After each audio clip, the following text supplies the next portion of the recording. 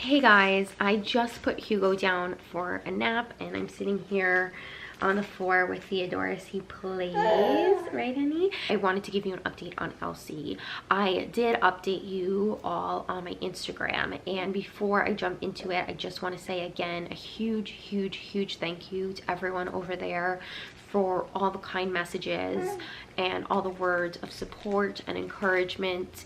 You guys are just the absolute best community I could possibly ask for, and I really believe that the term motherhood is all encompassing, and our fur babies are part of that, and you have shown that to me with all of like your outpouring of love and prayers. And it's also very heartbreaking because with her quite dire diagnosis, and sharing that with you all, you've walked through very similar situations, and that broke my heart because I didn't realize that, I guess I didn't realize this was so common, and I didn't realize so many people went through it with their pets, with their cats specifically, and to know that so many of you have walked through a similar journey with your cat and dogs and pet, it breaks my heart. It breaks my heart, but it's so encouraging that we have each other, and it's so special to me that I have you all, so thank you. Yeah, I took Elsie to the specialist yesterday and it was not good news. Unfortunately, Elsie has lymphoma, which is a pretty common type of cancer in cats. They believe she has, or I think she has GI lymphoma, I believe, because the doctor, in addition to confirming what the vet had palpated at Elsie's last doctor appointment 2 weeks ago, that sort of larger mass in Elsie's lower abdominal region, the specialist also during the ultrasound uncovered a bunch of smaller tumors in Elsie's small intestine, and she also said that Elsie's spleen looked enlarged, so she was assuming that the cancer had also spread to her spleen, or was starting to. So obviously that was really devastating to hear. It still doesn't feel real, to be honest with you. Like, this is me just sort of regurgitating the information that was given to me yesterday, but at least for me, like, all of this just doesn't seem real. So the doctor was so wonderful. She was so wonderful, and she immediately started talking to me about the options we had to fight this, and essentially to make Elsie as comfortable as possible. So the first one she mentioned was setting us up with an oncologist and starting Elsie on chemotherapy. And although that would buy Elsie anywhere from 6 to 9 months, it would be a very uncomfortable process. It would require a lot of us and of Elsie. It would require that we bring Elsie to the hospital multiple times, because the doctor said that they would have to administer the chemo there. We wouldn't be able to do it at home, and Elsie would feel very uncomfortable and very sick for a little while before the cancer would hopefully go into remission and buy her some time. The doctor said obviously it's so hard because you can't explain to a cat why you're sort of putting them through all of this, and why they feel so terrible, and it's, you sort of also have to take into consideration the temperament and your cat, and if your cat can handle that. And that's, regardless, it's a really hard, devastating decision to have to make, but taking Elsie's personality into account. Elsie's a very anxious cat. She always has been. She was the runt of her litter. She's always been really anxious and very skittish cat, very scared. Really, I'm the only one she's ever opened up to. I'm the only one she's ever really allowed in. Recently, in the past few months, she's warmed up a lot, tremendously, to Jeff. But it took a long time for that to happen. Jeff and I have been living together for like 8 years, and it's only in the past like year that she's like really warmed up to Jeff. it's just who she is, and she hates being in the carrying case. She hates it, she hates it, she hates it.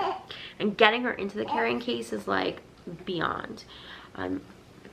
So, okay, that was one option. The second option the doctor had mentioned was starting Elsie on steroids. That would buy her anywhere from, you know, 1 to 3 more months.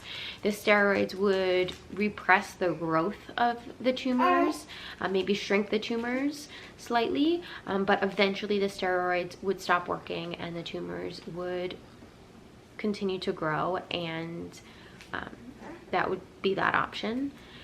And what was the third? Was there a third option? I don't think there was. I think those were sort of like the 2 options.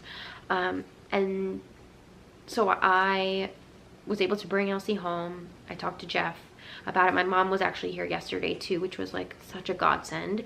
And I talked with her about it. And I decided for Elsie, I want to make the end of her life, the end of her beautiful, wonderful, gorgeous life, as comfortable and as pain-free as possible. And for us, that decision is to start her on steroids. And so we're not going to be doing chemotherapy with her. I picked up the steroids yesterday. We'll administer steroids to her every day in hopes that they'll shrink the tumors, repress the growth of the tumors, and at least allow her to be able to eat, and allow that sort of larger mass that's in her stomach to stop growing and to shrink again enough so that she's able to eat. The doctor had also given us some anti-nausea medication to help with the throwing up. So we'll do the steroids. We will hope and pray that we have as much time with her as possible. And when we start noticing worrying symptoms again, we'll have to make the really hard decision to let her go. And the doctor also detected a heart murmur in Elsie. She said sometimes heart murmurs mean nothing to a cat, it's fine. However, when you put a cat on a steroid, you just have to be careful because a heart murmur could be an indication of heart disease, and putting a cat on a steroid could like further progress their heart disease and bring upon heart failure. And so she told us to just really keep an eye out on Elsie's breathing, and if she is having a hard time breathing and she's open mouth breathing, then that could mean that the steroids are inducing or like bringing on heart failure. So to immediately stop the steroids and bring her in. Oh, it's just like awful. So to be perfectly honest, I felt a small wave of relief yesterday because I was fully 1000% expecting them yesterday when I brought her in to be like, we need to, like, I was just expecting the worst. I was expecting the worst. I was expecting them to say, like, you have to say goodbye to her now. We have to put her down now.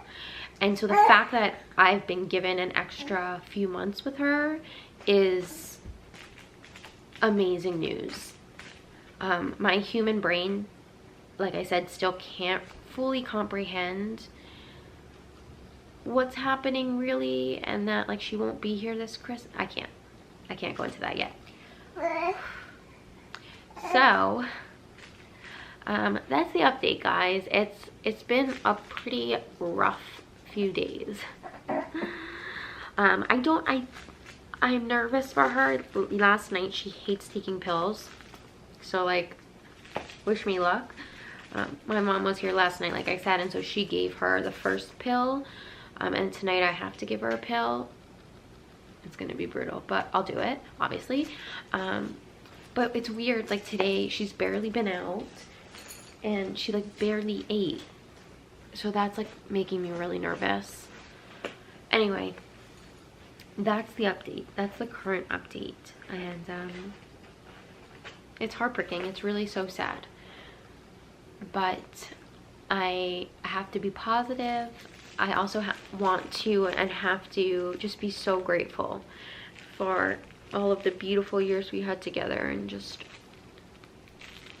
she's just such a huge part of my life and has always been such a huge part of my life, and for that I'm so grateful. So anyway, yeah, I've been talking for over 10 minutes. Thank you. Just thank you again for all your support, and I'm so sorry that so many of you have had cats and dogs who have also had lymphoma. It's horrible, and I'm so sorry. But yeah, that's the update. I wanted to give you an update, and yeah, I love you guys.